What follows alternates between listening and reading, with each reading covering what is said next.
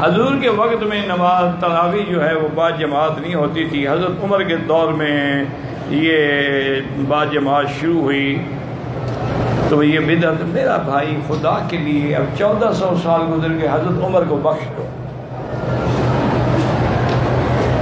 اگر حضور کے بعد حضرت عمر بھی بدعت کرنے لگ جائیں تو پھر بریلوی مولویوں کا کیا قصور ہے؟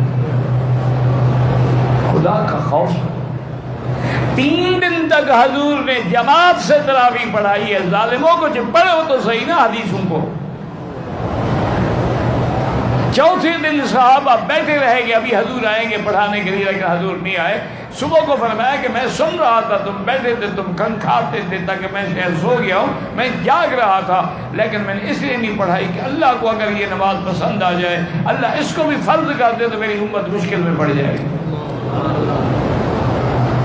حضور نے تو پڑھائی ہے, کس نے کہا آپ کو حضور نے نہیں پڑھائی؟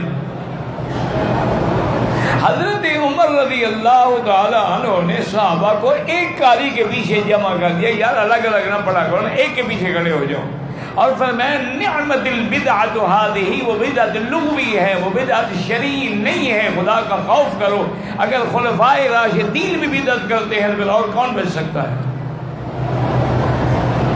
اور خلفائے راشدین کا تو مقام یہ ہے کہ علیکم سنتی و سنت الخلفاء الراشدین. اگر حضور نے نہ بھی پڑھی ہوتی تو خلیفہ راشد کی سنت بھی کافی ہے, کیونکہ وہ حضور کی سنت ہے. اور پھر اس پہ اجماع صحابہ ہے کہ کسی صحابی نے اعتراض بھی نہیں کیا. اللہ کا نام لوگ کیا کہتے ہو لوگوں کو, نعوذ باللہ.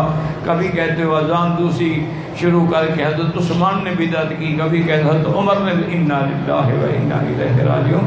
اللہ سے معافی مانگو, توبہ کرو, کہیں ایسا نہ ہو کہ صحابہ کی گستاخی میں ہم برباد ہو جائیں.